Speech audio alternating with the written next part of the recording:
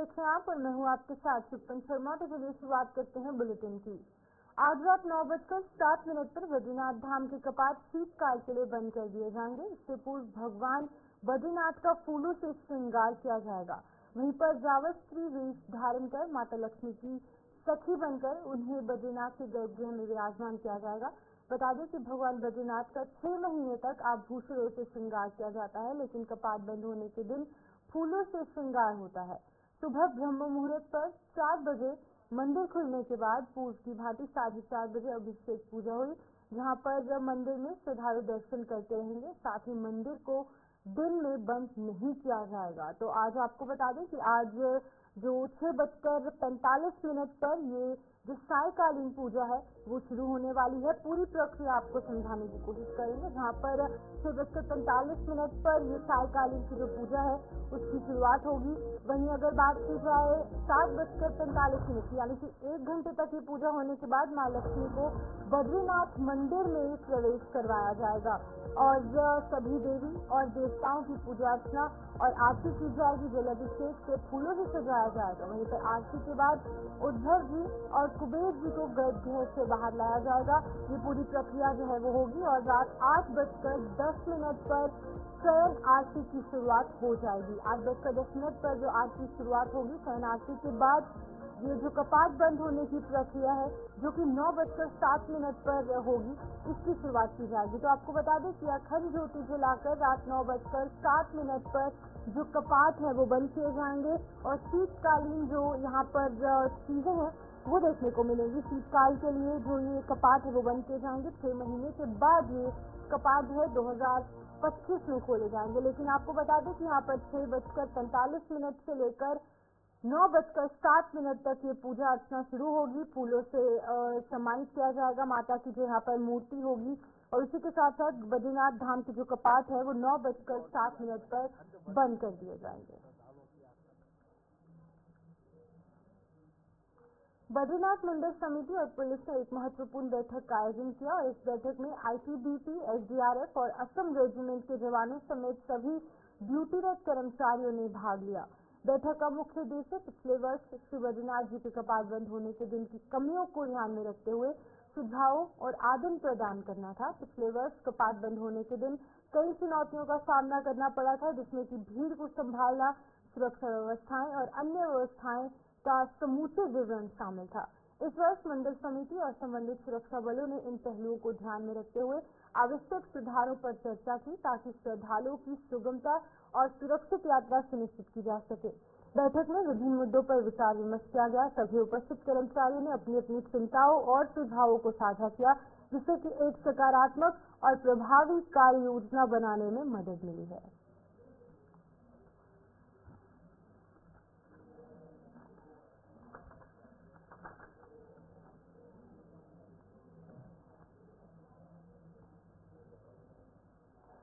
तो चलिए अब आगे बढ़ जाएंगे, जहाँ पर 38वें राष्ट्रीय खेलों की शुरुआत जो है वो यहाँ पर अगले महीने से होने वाली है और इसको लेकर सभी तैयारियां मुकम्मल हो चुकी हैं। 38वें राष्ट्रीय खेलों की 34 जो प्रतिस्पर्धाएं हैं उसके लिए 34 शिविरों का आयोजन पूरे उत्तराखंड में देखने को मिलेगा। 15 दिसंबर तक ये सभी 34 प्रतिस्पर्धा जो है वो यहाँ पर देखने को मिलेंगे। बता दें कि शिविर में प्रदेश के 1360 खिलाड़ी प्रतिभाग करने वाले हैं और खिलाड़ियों की कुशलता और फिटनेस का प्रशिक्षण यहाँ पर दिया जाएगा। तो आपको बता दें कि इस बार उत्तराखंड जो है वो नेशनल गेम्स की मेजबानी करने वाला है और नेशनल गेम्स की मेजबानी के तहत खेल मंत्री रेखा आर्य की बात की जाए या फिर अगर हम यहाँ पर जो सुरक्षा की एजेंसियां यानी जो इंटेलिजेंस एजेंसियां या फिर सिक्योरिटी एजेंसी वो भी पूरे शिद्दत के साथ यहाँ पर काम करते नजर आ रहे हैं और इसी के तहत शिविर लगाए जाएंगे, जहाँ पर कि 34 प्रतिस्पर्धाओं के लिए 34 शिविर जो है वो आयोजित किए जाएंगे, जिसमें कि 1360 खिलाड़ी जो है वो प्रतिभाग करते नजर आएंगे। तो इस खबर पर जानकारी देने के लिए हमारे साथ संचित फोन लाइन के माध्यम से ज्वाइन कर चुके हैं, उनसे जानने की कोशिश करेंगे आखिरकार इन जो शिविर यहाँ पर लगाए जाएंगे उनमें क्या कुछ देखने को मिलेगा। संचित से हमारे साथ ज्वाइन कर चुके हैं। संचित बताइएगा, जो यहाँ पर 34 प्रतिस्पर्धा रहने वाली है और 34 शिविर रहने वाले हैं, क्या कुछ खास इन शिविरों में देखने को मिलेगा? किस तरीके से खिलाड़ियों की मदद इन शिविरों में की जाएगी? देखिए, सबसे पहले तो जो शिविर लगाए जाएंगे इसमें करीब करीब 1360 जो खिलाड़ी हैं वो हिस्सा लेंगे। वो अपने जो प्रदेश भर से जो खिलाड़ी आएंगे वो 1360 होंगे। और आप देखिए कि फिटनेस को विशेष तौर पर उनकी फिटनेस के लिए जो उनका प्रशिक्षण होगा, कोई न जो खेल शिविर बनाए जाएंगे ये उसमें कराया जाएगा। आज इसका पहला दिन है 17 तारीख का। अगर आप देखिए कि हरिद्वार के अंदर आज पहला शिविर लगाया गया है जहाँ पर हॉकी के जो खिलाड़ियां हैं, जो हॉकी के खिलाड़ी हैं, उनका जो चेकअप है वो किया जाएगा। साथ ही साथ आप देखिए जो देहरादून के अंदर स्पोर्ट्स कॉलेज है वहाँ पर जो मेल हॉकी प्लेयर है उनका होगा, और काशीपुर में भी जो वेट लिफ्टिंग वाले हैं उनका शिविर लगाया गया। तो ऐसे ही आप देखिए 15 तारीख तक अलग अलग दिन अलग अलग जगहों पर अलग अलग खेल के शिविर लगेंगे, और वहाँ पे अलग अलग जगह से जो लोग आए होंगे, जो खिलाड़ी आए होंगे, उनका जो चेकअप है वो कराया जाएगा। संचित, आपसे जानना चाहूंगी, जहाँ पर 15 नवंबर से ये जो प्रक्रिया है शिविर लगाने की शुरू हो चुकी है, 3 दिन बीत चुके हैं, यानी कि 15, 16 और 17 नवंबर बीत चुके हैं। 3 दिन में किस तरीके का उत्साह इन शिविरों में देखने को मिला, क्योंकि अभी 1 महीने लंबे अंतराल के अंदर ये जो 34 शिविर है वो लगाए जाएंगे। 4 शिविर लग चुके हैं, किस तरीके का उत्साह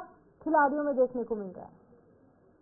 देखिए, बात खिलाड़ियों की करें तो जब वो किसी खेल को खेलते हैं या कहीं की जब उनका किसी खेल में सिलेक्शन होता है तो उनका उत्साह पहले ही बहुत ज्यादा होता है। और आप देखिए कि प्रशिक्षण को लेकर के उनके मन में हालांकि थोड़ा डर जरूर बना रहता है, लेकिन जिस तरीके से कराया जा रहा है और जिस तरीके से खिलाड़ियों का प्रोत्साहन बढ़ाने के लिए इन सब सुविधाओं को आसान किया गया है, तो कहीं ना कहीं खिलाड़ियों के मन में भी एक उम्मीद है। और आने वाले टाइम में आप देखिए कि उत्तराखंड के अंदर से अलग अलग खेल के जो खेल खेलने वाले खिलाड़ी हैं वो अलग अलग खिलाड़ी उत्तराखंड से निकलेंगे, और मुझे लगता है कि देश का भी नाम रोशन करेंगे। ठीक है संचित, बहुत बहुत शुक्रिया आपका तमाम जानकारी देने के लिए। संचित शर्मा यहाँ पर अपडेट कर रहे थे खेलों के हवाले से, जहाँ पर की 38 जो नेशनल गेम्स है इस बार उत्तराखंड में होने वाले हैं, जिसको लेकर के शिविर लगाए जा रहे हैं।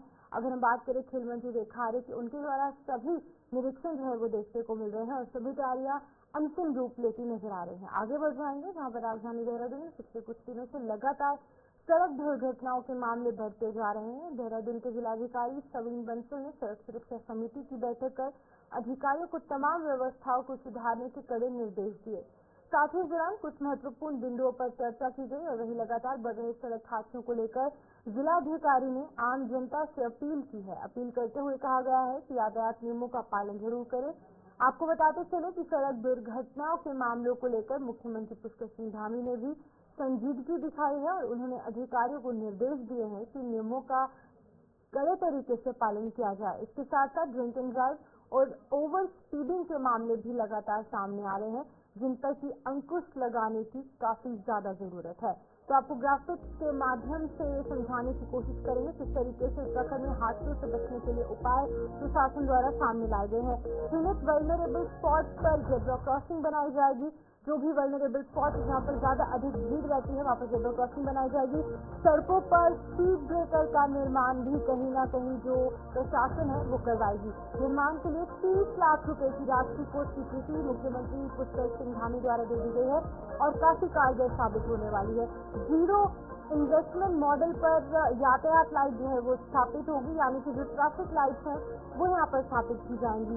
आशा रोडी में जहाँ पर हाई मास्ट लाइट लगाई जाएगी, यानी कि इन तमाम जो यहाँ पर स्टेप्स उठाए जा रहे हैं, कड़े कदम कहीं ना कहीं अब लिए जा रहे हैं, क्योंकि लगातार हादसे बढ़ते जा रहे हैं। किसी भी कैमरे में एंट्री के लिए यहाँ पर अनटाइड फंड से भी राशि दी जाएगी। सीसीटीवी कैमरे लगाए जाएंगे, जेब्रा क्रॉसिंग बनाई जाएगी, स्पीड ब्रेकर्स इंस्टॉल किए जाएंगे और वहीं पर डिस्ट्रिक्ट मजिस्ट्रेट ने विभागों से सुधारीकरण के प्रस्ताव भी मांगे हैं, यानी कि अलग अलग जो अधिकारी हैं उनसे सुझाव मांगे गए हैं किस तरीके से जो सड़क दुर्घटनाएं हैं, जो हादसे हैं, उनसे बचा जा सके। तो आपको बता दें कि ये तमाम वो पॉइंट्स थे जिन पर की लगातार उत्तराखंड में जो है वो काम किया जा रहा है। तो आप सुनिए इस पर अधिकारियों का क्या कुछ कहना है।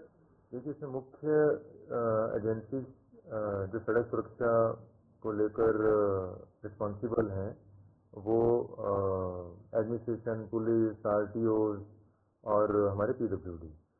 तो इसमें कुछ 4-5 महत्वपूर्ण विषय जो डिस्कस हुए हैं और वो टाइम बाउंड भी करे गए हैं। पहला है कि वल्नरेबल स्पेसीज पे, चौंक चौराहों पे और जो हमारे जंक्शन हैं वहाँ पे स्पीड ब्रेकर्स ऐसे कि वहाँ पे vehicles are force to reduce speed. Rumble strip पे कई बार हमने देखा है कि वो इफेक्ट नहीं आ पाता, तो हमने जो हमारे ट्रेडिशनल स्पीड ब्रेकर्स रहे हैं बिटुमेन के, WBM के, तो वो लगाने के लिए निर्देशित किया है विद प्रॉपर मार्किंग। तो ये हमारे कुछ स्पेसीज SSP साहब ने और RTO ने चिन्हित किए हैं और वो लिस्ट प्रोवाइड कर दी गई है PWD को, और मनी जो है उसके लिए हम अपने सोर्सेज से देंगे। तो ये स्पीड ब्रेकर्स उम्मीद है कि हमारे अगले माह तक वल्नरेबल स्पेसीज में लग जाएंगे। सेकेंड है कि जो खराब ट्रैफिक लाइट्स हैं, हालांकि वो बहुत कम प्रतिशत है, तो उसके लिए भी SSP साहब ने विद इन 10 डेज वो ठीक कराने के लिए अपने स्टाफ को, टीम्स को बोल दिया है। कुछ नई ट्रैफिक लाइट्स का भी उन्होंने प्रपोजल दिया है। सार्वजनिक स्थानों पर जाम छलकाने वालों के खिलाफ पुलिस ने अभियान तेज कर दिया है। दून पुलिस शहर के अलग अलग हिस्सों में अभियान चलाकर जाम छलकाने वालों के खिलाफ कड़ी कार्रवाई कर रही है, जिससे कि अभी तक 1800 से ज्यादा चालान किए जा चुके हैं, जिसमें कि 5 लाख से अधिक जो धनराशि है वो वसूली जा चुकी है। SSP देहरादून अजय सिंह ने तमाम चौकी प्रभारियों को कड़े निर्देश दिए। साथ ही कहा गया है कि जाम छलकाने वालों के साथ ही शरारती तत्वों पर सख्त कार्रवाई की जाए ताकि दून शहर का माहौल खराब ना हो। इसके साथ ही लगातार हो रही सड़क दुर्घटनाओं पर भी अंकुश रख सके। देखिए, ये जो सार्वजनिक स्थानों पर शराब पीने की शिकायत है, किसी आमजन जो उन रास्तों से जाते हैं, खासकर कभी टूरिस्ट जो बाहर से आते हैं उनकी शिकायत रहती है, लोकल लोग की भी रहती है कि कुछ ऐसे स्थान है जहाँ पर लोग गाड़ियों में बैठकर या खुले स्थान पर शराब या मदिरा सेवन करते हैं, और जिससे आमजनों को भी असुविधा होती है। खास इसमें कोई झगड़े होने की संभावना भी रहती है। एक टोका टोकी में हॉट टॉप भी होती है, जिसको देखते हुए लगातार ऐसे इलाकों में जो शहर के आउटर इलाके यहाँ पे शिकायतें की लगातार अभियान हमारा चल रहा है। और अभी हमने जो इस अभियान के तहत 1894 लोग का इसमें चालान किया, 5,85,000 रुपये का जुर्माना भी लगा है। तो देखा जाए तो जिस तरह के इस तरह सार्वजनिक स्थानों पर मर्यादा भंग करना, ऐसे टूरिस्ट स्पॉट जहाँ पर धार्मिक स्थलों की मर्यादा भंग करना, तो इसको देखते हुए अभियान चल रहा है। राजधानी देहरादून में अब इलेक्ट्रिक वाहनों के लिए जल्द ही चार्जिंग स्टेशन लगने जा रहे हैं, जिसके लिए नगर निगम एक संस्था के साथ अग्रीमेंट कर रहा है। इस बात पर देहरादून के नगर आयुक्त गौरव कुमार ने कहा है कि हमने 10 स्थानों पर चार्जिंग स्टेशन के लिए संस्था से यहाँ पर निविदा आमंत्रित किए, जिसमें कि यहाँ पर 8 स्थानों पर चार्जिंग स्टेशन पर सहमति हो चुकी है। साथ ही उन्होंने कहा कि 2 स्थानों पर NH की आपत्ति मिली है, जिसका निवारण किया जा रहा है, और UPCL के कनेक्शन दिलाने के बाद भी अगले महीने से चार्जिंग स्टेशन स्थापित होने की कार्रवाई शुरू हो जाएगी। देखिए, हमने लगभग 10 लोकेशंस के लिए EV चार्जिंग के लिए निविदा आमंत्रित की थी, जिसमें कंपनी को फाइनलाइज किया जा चुका है। उसमें से अभी मेरी 8 लोकेशंस क्लियर हैं। 2 लोकेशन पर NH के द्वारा कुछ आपत्ति लाई गई है, उनको रिमूव किया जा रहा है। कंपनी के साथ हमारा एग्रीमेंट आज हो जाएगा। साथ ही UPCL से वार्ता करके इनको कनेक्शन दिलाने के उपरांत कोशिश यही कि अगले माह से इनका ऑपरेशन प्रारंभ हो। रामनगर के कॉर्बेट टाइगर रिजर्व के ढेला क्षेत्र में पक्षी गणना शुरू हो चुकी है, जिसमें कि ढेला गांव के स्कूली बच्चों ने पक्षी विशेषज्ञों के साथ ये गणना की है। वहीं पर प्रकृति और पर्यावरण से जुड़ी 15 संस्थाओं की संयुक्त पहल पर आज से उत्तराखंड स्तर पर 2 दिवसीय पक्षी गणना कार्यक्रम शुरू हुआ है। बता दें कि पार्क के ढेला रेंज में nature science initiative for schools के साथ मिलकर राजकीय इंटर कॉलेज ढेला में 30 बच्चों ने इस कार्यक्रम में भागीदारी की। प्रतिभागी बच्चों ने उनकी गणना करते हुए पक्षी अवलोकन का भरपूर आनंद लेने के साथ उनके बारे में जाना। पक्षी विशेषज्ञ मनोज शर्मा ने बच्चों को बताया कि कॉर्बेट क्षेत्र के पक्षियों की करीब 600 प्रजातियां पाई जाती है, जिसमें से 350 के आसपास स्थानीय है और 250 पक्षी प्रवासी पक्षी हैं। विशेषज्ञों ने बच्चों को बताया कि पक्षी विशेष रूप से जाड़ों के मौसम में हजारों किलोमीटर की यात्रा कर यहाँ पहुँचते हैं। गर्मी की शुरुआत होते ही अपने गृह क्षेत्रों में वो चले जाते हैं। प्रवासी पक्षियों में साइबेरियन पक्षी, एशियन पैराडाइज और साथ ही साथ जो अन्य स्विफ्ट हैं, यानी कि अन्य जो प्रजातियां हैं वो भी शामिल है। इसे लकी बर्ड स्थानीय भाषा में गोताई कहते हैं। ये स्थानीय परिवेश के लिए अनुकूल हो चुकी है और ये अब स्थायी रूप में यही रहने लगी है। उन्होंने बताया कि कॉर्बेट की भौगोलिक सुधार के चलते समाप्त हो चुके गिद्ध फिर से यहाँ पर दिखाई देने लगे हैं। वर्तमान में ढेरा रेंज में ही 150 से अधिक गिद्ध पाए जाते हैं। भाग्य है कि हम बच्चों के साथ बात कर पा रहे हैं और इतने इम्पोर्टेंट विषय पे, जो कि बर्ड्स का विषय है, जो कि हमारे पर्यावरण के सूचक हैं। हमें पता लगता है कि बर्ड की जनगणना करने से या संख्या गिनने से या कितनी प्रजातियां हैं जो हमने आज देखी, तो अगर हम उस डेटा को एनालाइज करते हैं कि ये पिछले साल से या पिछले 10 सालों में बढ़ा है या कम हुआ है, तो हमें पता लगता है कि हमारे एरिया में पर्यावरण अच्छा चल रहा है या अच्छा नहीं चल रहा है। तो ये एक ऐसा मौका है जिसमें कि योगदान करने की ज़रूरत थी और हमें सौभाग्य मिला इसमें हिस्सा बनने का। मैं चाहूँगा कि प्रदेश में सब जगह पे लोग बढ़ चढ़ के ऐसे प्रोग्राम में हिस्सा लें और खासकर बच्चों के। विकासनगर में हिमजन कल्याण सभा और हिमाचली समाज के लोगों के द्वारा वार्षिक अधिवेशन कार्यक्रम का आयोजन किया गया, जिसमें कि हिमाचल की सांस्कृतिक परंपरा और हिमाचल के रहन सहन और आपसी समन्वय बनाने के लिए एक कार्यक्रम आयोजन किया गया। इस मौके पर अखिल भारतीय हिमाचल महासभा संघ के अध्यक्ष कृष्ण मुरारी लाल पहुंचे, जहां उन्होंने अपने विचार सभी हिमाचली समाज के लोगों के आगे रखे। उन्होंने युवा पीढ़ी से संदेश दिया। उन्होंने कहा कि वो नशे से बचे। इस कार्यक्रम में भारत के अन्य शहरों और प्रदेशों से आए हिमाचल समाज के लोग भी मौजूद रहे। उत्तराखंड में हमारी स्थानीय संस्था हिमजन कल्याण सभा पछवा दून के में हमारी 2 दिन का जो सेमिनार है, अर्धवार्षिक अखिल भारतीय हिमाचल सामाजिक संस्था संघ का, ये उनके साथ जुड़ी हुई हमारी संस्था है। इनकी मेजबानी में हमारा ये अधिवेशन हुआ है और इस अधिवेशन में हमने हिमाचली पहाड़ी संस्कृति के समावेश के बारे में जन जागरण किया है और हमने कहा है कि जिस भी प्रदेश में हमारे हिमाचली परिवार बसे हुए हैं, वो प्रदेश की एक जिम्मेवारी बन जाती है कि उनके साथ उनकी सिक्योरिटी का, उनके रहन सहन का सामंजस्य बना रहना चाहिए, क्योंकि हमारे हिमाचली बहुत शूरवीर भी हैं, बहुत कृपा पात्र भी हैं, लेकिन ये चाहते हैं कि हमारा आपसी संस्कृति, आपसी रहन सहन, आपसी बच्चों की पढ़ाई का आगे जो विस्तार है, उसमें भी स्टेट गवर्नमेंट सहयोग देनी चाहिए। सर, ये लोग कहाँ से आए हैं? ये लोग पूरे भारत के अलग अलग शहरों से आए हैं। नंगल से आए हैं, चंडीगढ़ से आए हैं, सुंदरनगर से आए हैं, दहर से आए हैं, बिलासपुर से आए हैं, अमृतसर से आए हैं, दिल्ली से आए हैं। खानपुर के ब्राह्मणवाला गांव के पास दर्दनाक सड़क हादसा पेश आया। खनन से लदे डंपर ने भैंसा बुग्गियों को जोरदार तरीके से टक्कर मारी, जिसमें कि भैंसा बुग्गियों के पर खच्चे उड़ गए। एक भैंसा सहित भैंसा बुग्गी पर सवार 26 वर्षीय युवक की मौके पर मौत हो गई, जबकि घटना में अन्य 2 लोग गंभीर रूप से घायल हुए। इस घटना के बाद डंपर चालक मौके से फरार हो गया। यहाँ पर घटना के बाद ग्रामीणों ने खानपुर लक्सर पुरकाजी मार्ग को जाम किया। जानकारी मिलने पर खानपुर विधायक उमेश कुमार भी मौके पर पहुंचे। 26 साल का युवक जो है वो इस हादसे का शिकार हो गया और डंपरों के कोहराम का ये पहला मामला नहीं है।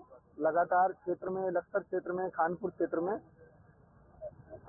डंपर और ट्रैक्टरों के कोहराम से कहीं ना कहीं दुर्घटनाएं होती हैं और कई जीवन ये लील चुकी है। मेरा ये मानना है कि लोग स्वयं जागरूक हों। जिस तरह पहले हमने गाड़ियों की चाबियां निकलवाई थी, इसी तरीके से चाबियां निकालिए और गाड़ियों को खड़ा कर दीजिए साइड में। पुलिस प्रशासन को बुलाइए, नहीं कोई आता मुझे फोन करिए, हम आपके साथ हैं। लेकिन कदम आपको ही आगे बढ़ाना पड़ेगा, तभी कुछ परिणाम आ पाएंगे।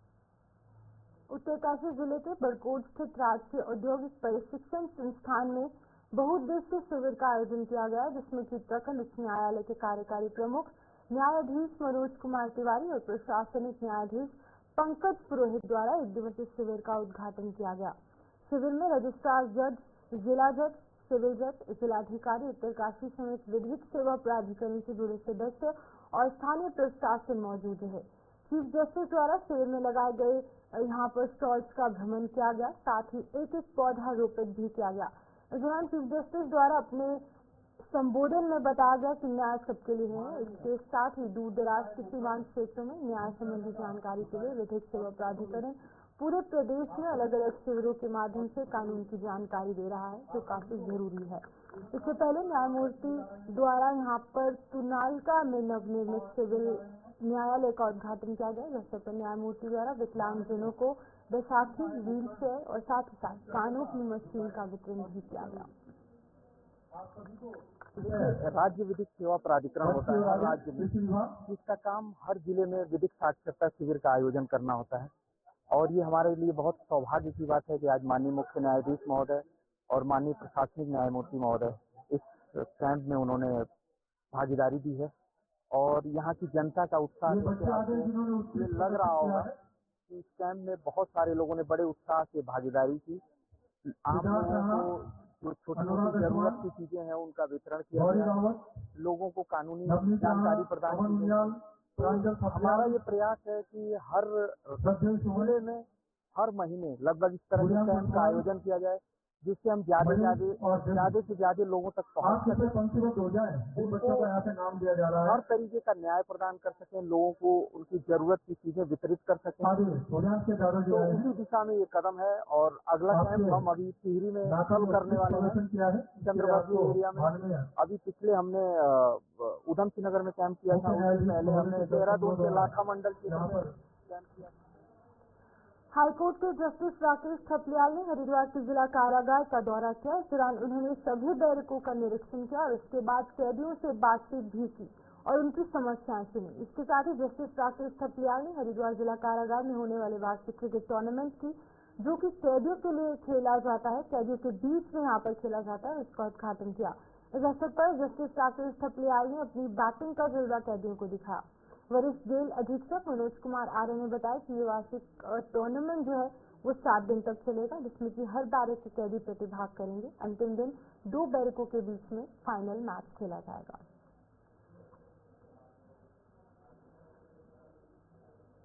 बीजेपी के वरिष्ठ विधायक विनोद चौबोली ने मुख्य सचिव राधा रतूड़ी को एक पत्र लिखा। इसमें उन्होंने कहा कि विधायकों के साथ सही बर्ताव कर्मचारियों द्वारा नहीं किया जाता।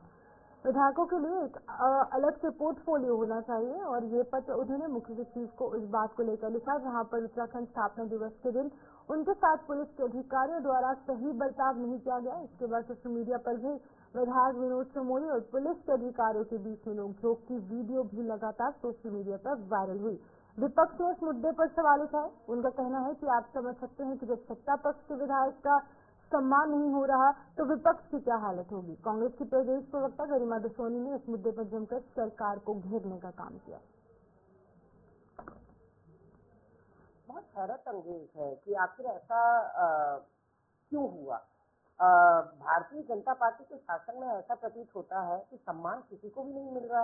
अगर खुद सत्तारूढ़ दल के विधायक को सम्मान नहीं मिल रहा है कार्यक्रमों में, जनता से मिलने का समय तो अधिकारियों को बिल्कुल नहीं है। जनता का सेवक कहा जाता है अधिकारियों को भी, जनप्रतिनिधियों को भी, लेकिन ये जनता की आत्मा ही जानती है कि एक अधिकारी से मिलने के लिए अपॉइंटमेंट से लेकर सचिवालय के अंदर दाखिल होने तक उसको कितनी भारी मशक्कत का सामना करना पड़ता है। तो आखिर ब्यूरोक्रेसी इतनी हनक में है क्यों, इसका उत्तर पहले ढूंढना पड़ेगा कि क्यों इतनी संवादहीनता है और क्यों। तो चलिए उत्तराखंड बुलेटिन में फिलहाल इतना ही। मुझे दीजिए इजाजत और आप बने रहिए गुलिस्तान न्यूज़ के साथ।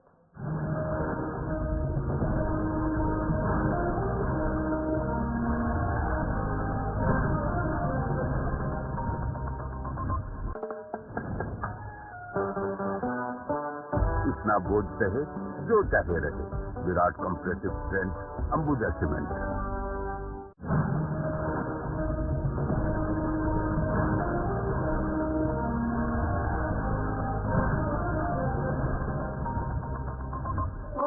मोदी जी के नेतृत्व में काम कर रहा है, वह जोड़ने वाली ताकतें हैं।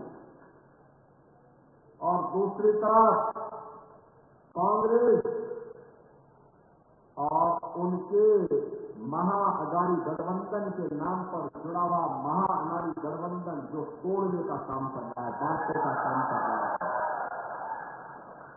कांग्रेस का इतिहास तो बांटने ही रहा है। अपने राजनीतिक स्वार्थ के लिए इन्होंने देश को बांटा,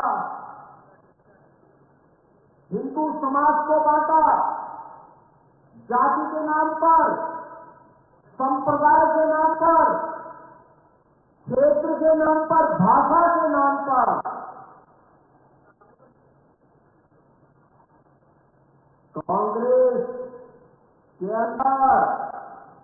कांग्रेस के अंदर लगता है अंग्रेजों का डीएनए आ गया है। जो बांटो और फूट डालो राज करो की नीति पर चल रही थी, वही कार्य आज कांग्रेस कर रही है। और जिसके भाइयों मैंने कहा था, मैं इसीलिए कहता हूं, हम बटे थे, अयोध्या में राम मंदिर का अपमान झेलना पड़ा था। 500 वर्षों तक अयोध्या में हम लोग रामलला के लिए तरस रहे थे। बटे थे काशी में, काशी विश्वनाथ मंदिर में, काशी विश्वनाथ मंदिर का अपमान झेलना पड़ा था। बटे थे मथुरा में श्री कृष्ण जन्मभूमि का अपमान झेलना पड़ा था। बटे थे तो यहां पर मैं देखता हूं